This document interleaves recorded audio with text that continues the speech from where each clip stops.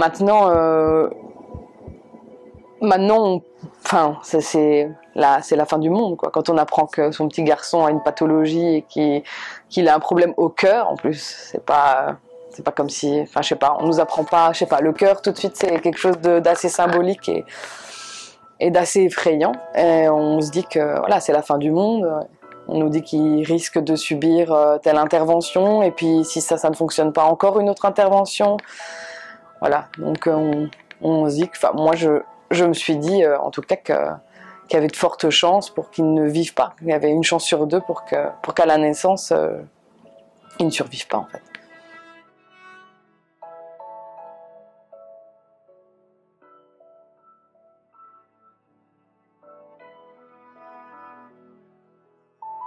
Le diagnostic anténatal, c'est un moment très difficile pour les parents. C'est vraiment comme une terrible douche froide qui leur tombe dessus d'un seul coup.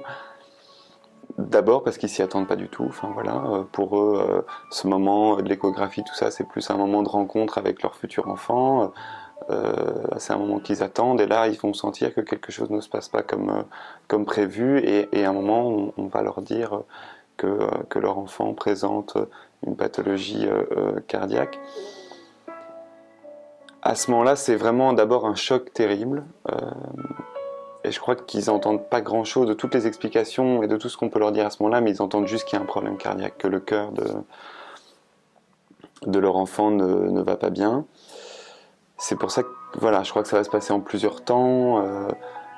Ils pourront revenir après pour poser des questions, mais sur le moment, c'est d'abord le choc, et c'est l'idée est-ce que mon enfant va survivre, comment mon enfant va pouvoir grandir, comment je vais, moi et ma famille, comment on va traverser cette épreuve-là.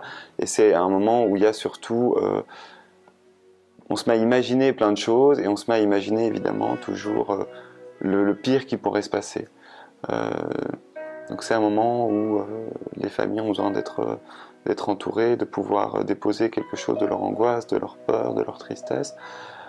Et puis petit à petit pouvoir, je dirais, reprendre pied, échanger avec l'équipe médicale, et pouvoir commencer à se représenter qu'est-ce qui va se passer, comment ça va se passer au moment de la naissance, et la prise en charge à l'avenir de leur enfant.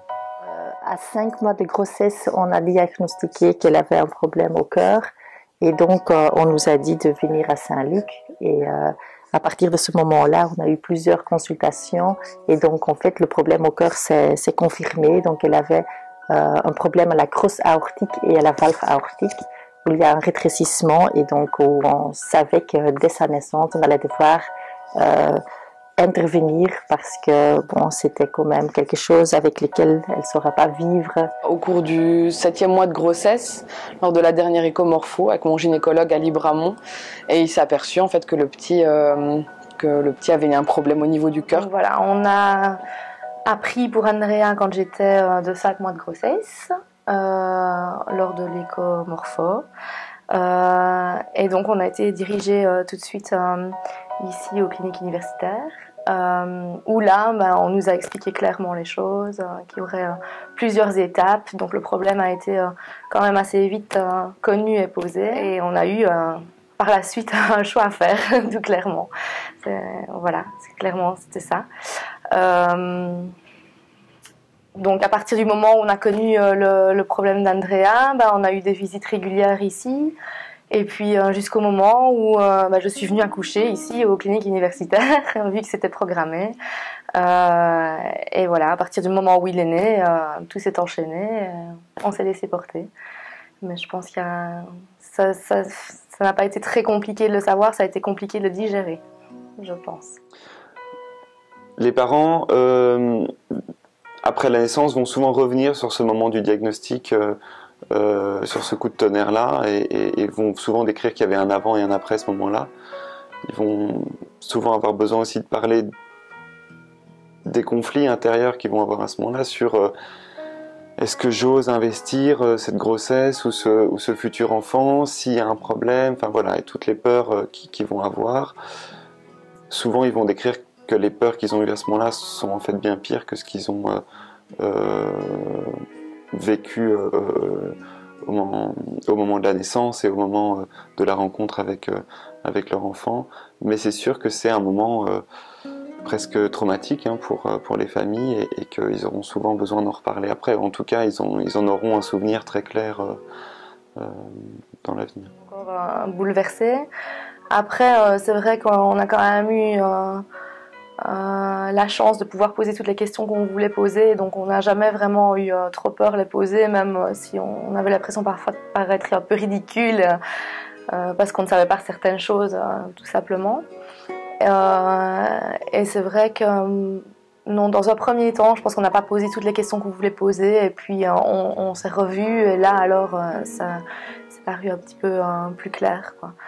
De nombreuses interrogations, des sentiments divergents de culpabilité, d'injustice, de révolte, de stress, d'angoisse, mais surtout aussi de peur de perdre son enfant. Évidemment, à l'annonce de ça, pour moi ça a été la fin du monde. Je ne savais même pas qu'on pouvait associer les mots bébé et pathologie cardiaque avant cette découverte. Et puis, au fur et à mesure des contacts avec le corps médical, on a pris le temps pour nous expliquer quels étaient vraiment les termes exacts de cette pathologie. Mais on nous a tout de suite dit qu'il y avait des solutions correctives. Donc, ça nous a un peu apaisés dans nos peurs et nos craintes.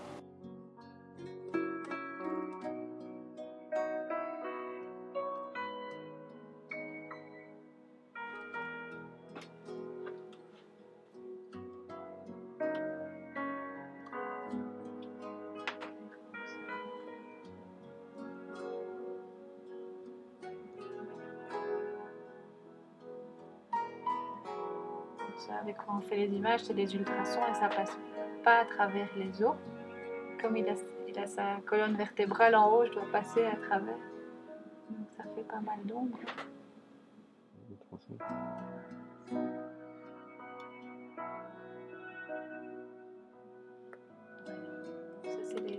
La mesure des grands vaisseaux, eh bien, c'est plus ou moins la même chose. Donc ça c'est bien.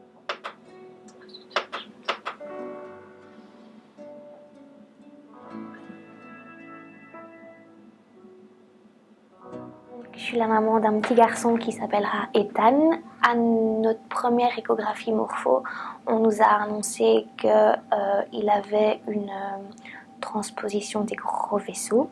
Et je suis maintenant à 30 semaines et 5 jours. Donc en fait, quand le gynécologue s'est rendu compte de la cardiopathie, il a contacté tout de suite le docteur Barea, qui était prête à nous recevoir l'après-midi même. Bon, on avait quand même 200 km plus ou moins à faire pour venir jusque Saint-Luc, donc on n'a pas pu venir le jour même, on est venu le lendemain.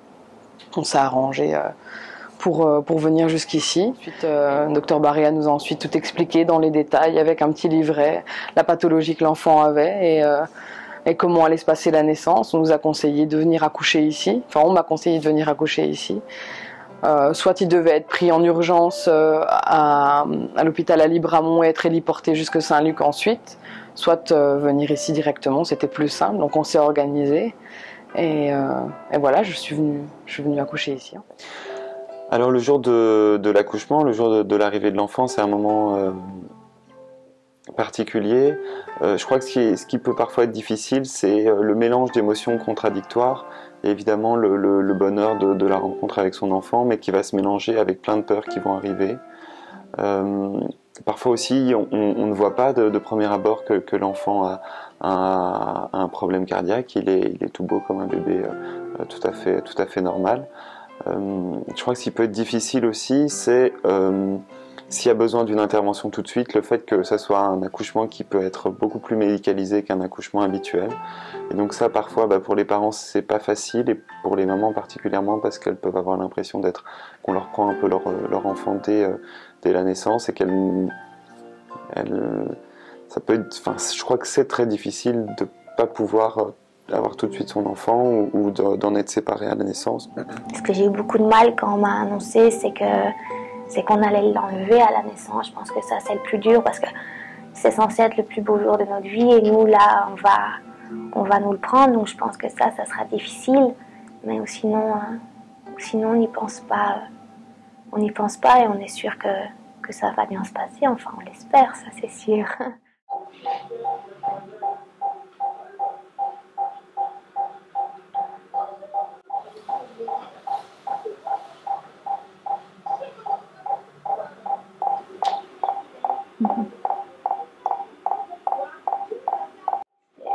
C'était correct. J'ai eu plus facile à préparer ça, Alice, que la mienne. Ah oui? Oui. Oui. Vous manquez des choses ou... Non, mais c'est parce que j'avais plus hâte de préparer la sienne que la mienne qui me semblait Vous avez l'air sereine et contente.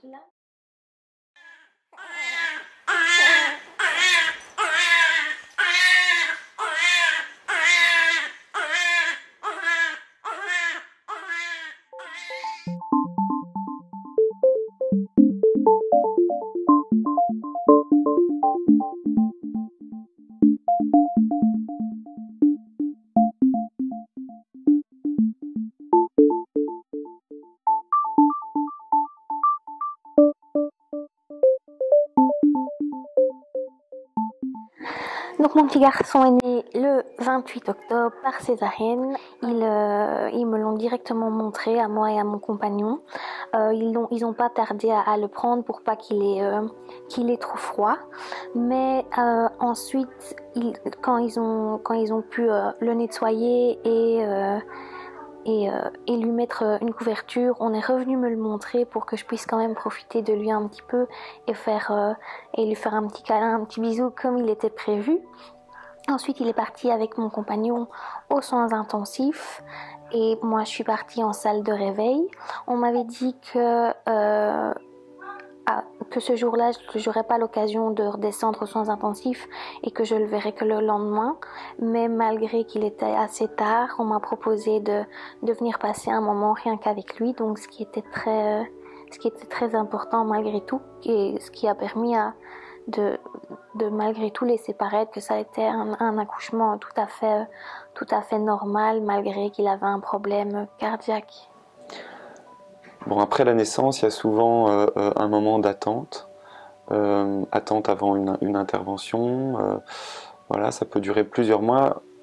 C'est des moments qui peuvent aussi être difficiles parce que c'est un peu comme une épée de Damoclès parfois que les parents vivent au-dessus de leur enfant. Et voilà, parce que cette opération, ils vont en même temps l'attendre, en même temps la craindre, et en même temps ils vont voir grandir leur enfant, s'y attacher de plus en plus. Donc pour la suite, vu qu'il va très bien, que ses fréquences cardiaques, la respiration, tout est très bien, vu qu'il sait respirer tout seul et qu'il boit même son bibi, il va pouvoir quitter les soins intensifs jusqu'à l'intervention et donc remonter en soins pédiatriques. Même si il a un problème cardiaque, ça reste un accouchement tout à fait naturel, ça reste le plus beau jour de sa vie, même si pour la suite on a peur. Mais vu qu'on a été bien préparé à tout ça, on est prêt, on n'y pense pas, on ne pense pas à ce qui va se passer dans les prochains jours.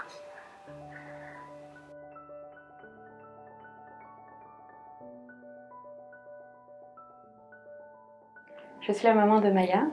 Maya s'est fait opérer d'un problème cardiaque le 29 avril dernier. Donc elle avait ce qu'on appelle un retour veino-pulmonaire anormal total. Moi je suis venue à cette consultation donc chez le cardiologue pour faire une échographie avec l'idée que ce souffle-cœur était tout à fait bénin, donc je ne me doutais pas du tout de ce que le cardiologue allait m'annoncer.